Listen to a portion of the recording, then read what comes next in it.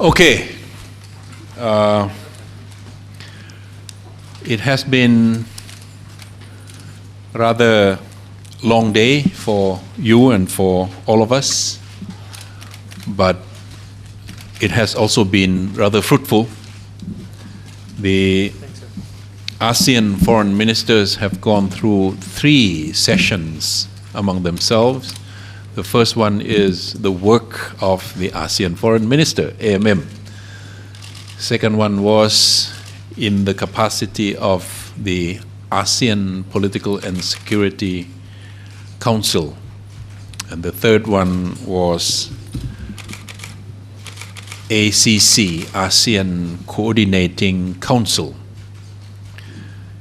In the ASEAN Foreign Ministers meeting, pretty much housekeeping issues among ASEAN member states, issues like how to enhance the process of community building. We have only 2 years plus before we come into the community, and they survey the landscape, and they have come to an agreement that things are on track, and whatever needs to be done has to be hastened in the next 2+ years. And they listen to the reports from Myanmar on the situation inside the country, both in the reconciliation process inside and the democratization efforts that are taking place. And they have been reassured that things are on course. There was a discussion on the situation in the Rakhine state. Some of them have expressed, some concern about the situation because it could impact and affect the process of reconciliation, and Myanmar is preparing to put everything, all mechanisms, all the preparations in place, anticipating its own chairmanship of ASEAN in the year 2014. But again, has been assured that everything is being followed, being monitored, and efforts are being made to make sure that the situation is contained and won't go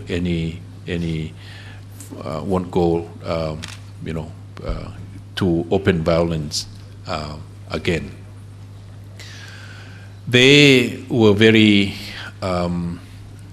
interested and grateful that there are now going to be 6 permanent missions from the dialogue partners in Jakarta working directly with the Secretariat.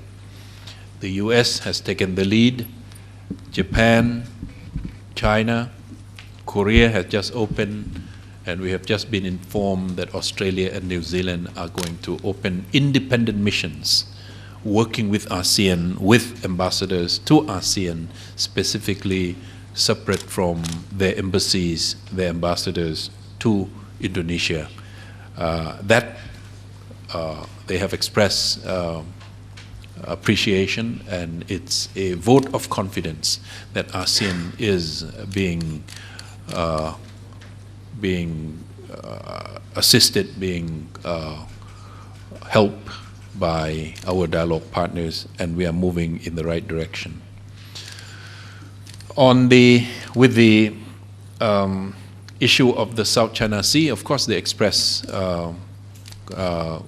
hope that we will get on with the work, that we will have the reciprocal enthusiasm from China to move forward, to get into the discussion of the drafting. We have seen some hiccups along the way, but both sides, all sides, are committed to communicate or to convey a message to the global community that things are under control. We have differences, but we can manage, and we will be able to work on the COC new code of conduct, collection of norms that are being used and followed in other parts of the world, as far as the open sea, the navigation, and the security, the safety, the behaviors, the conducts of ships and vehicles going through any area in the open sea. But they are going to be put into this body of norms, and we expect them to be sanctified, to be binding, to be ratified at the end of the process, whenever that is. We would like to see the momentum going on forward on that issue. We are rather hopeful that this will be the case into the future. On in the ACC, the rather routine issues, I have made the report on the work of ASEAN that we have, as far as economic community is concerned, we have ratified about 75% of all important instruments that we need on goods, on services, on movement of capitals, on movement of natural persons, on trying to encourage SMEs to invest cross borders, the connectivity, the establishment of fund on infrastructure. All these things we have, according to our blueprint since 2009, we have ratified about 75%. So we have about 25% left, and we have now to emphasize, to concentrate on translating these agreements into national legislations, implementing, amending laws, domestic laws, bringing the regional agreements down to the level of national implementations. Pretty much the substance of what we have discussed today. Tomorrow the leaders will have the reports and will make decisions. They have agreed on the one more important issue, to endorse the draft of the Human Rights Declaration for the region with one amendment, and that amendment is trying to reassure the community of human rights and 600 million people of ASEAN and our friends around the world that we shall implement the declaration in accordance to the international human rights declarations and standards and the ASEAN own human rights declarations and instruments that we have set up. For example, Human Rights Intergovernmental Council and the ACWC, the ASEAN Women and Children's Rights Intergovernmental Commission. So that is going to be recommended to the leaders to endorse. What else? That's about it. Let me stop there, and then you ask questions. I have 2 minutes to go. Yes. Hello. Michelle from AFP. Indonesia told us earlier today that they suggested this idea of a hotline to deal with issues in the South China Sea between ASEAN and China. Can you kind of tell us how well that idea was received? Well, in the absence of the Code of Conduct, which is still in progress, in the discussion, as I said, they would like to move on. In the absence of that, to avoid any misunderstanding or miscalculation, misreading of each other's or anybody on the high sea in that body of waters, Indonesia has come up with this idea that in the meantime, let us establish our communication channel, and we can call it a red line. We can give it a sense of urgency that if there is anything developing, that we all will be informed and that we all will be activated into action and trying to consult, trying to coordinate, trying to contain any possible spillover of any, again, incident, accident, miscalculation, misunderstanding. I think it's a pragmatic proposal. I think it would be helpful. I think it is a part of the confidence building measure that we will establish between and among ourselves. This, of course, will be brought up to our Chinese friends. And as I said, it's pragmatic, it's practical, it's something that will be helpful in managing the situation if there is a need to manage. Yeah. Sir, question? Yes, you are from the same group, no? No, I'm Jim with the Associated Press. Okay. Sir, can you tell us how was the South China Sea issue raised by the foreign ministers, and did Cambodia agree to accurately reflect that these were raised in the chairman's statement that will be released later? It was discussed in the context of the general overall situation in the region, and they were talking about the situation in the Middle East too.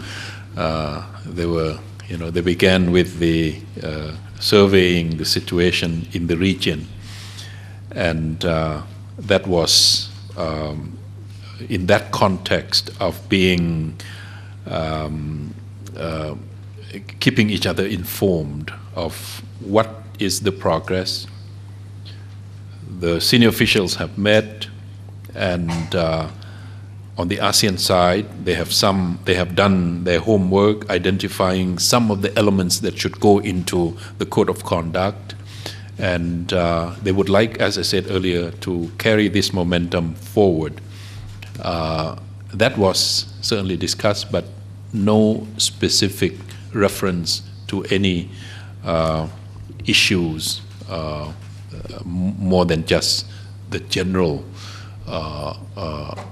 discussion on how are we going to manage the expectation, the concern, the anxiety of the international community, because this is, as I said before, I'm sure you have heard, this is becoming more important. This region is becoming more important to the world than before. There will be leaders coming. You are interested because your readers are interested. This region has become more important, critical to the world than 5 years ago, than 10 years ago. This year is the 10th anniversary of that DOC, Declaration on the Conduct of South China Sea. It's an occasion to reflect, and that in that spirit that it was brought up. Yes. Yes, thank you. Bye. How much more? Good I afternoon. have another group waiting. Yes. I have only one question. I'm from CCTV. And this afternoon you have held a ministerial meeting on ASEAN Rice Market Cooperation. Are there any progress or outcome? ASEAN Rice Market Cooperation. That's in the economic forum not at the ASEAN ministers meeting.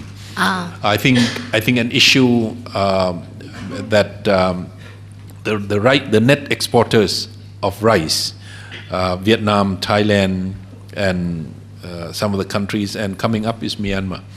I think they are doing just a preliminary consultation of how to cooperate, how to coordinate, and how to manage this commodity in light of our own concern about food security in the region. It's pretty much general in generalities. There is no intent to set up a cartel. Don't worry about that. Thank you. Okay? Can I have a question? The last one, sorry, here.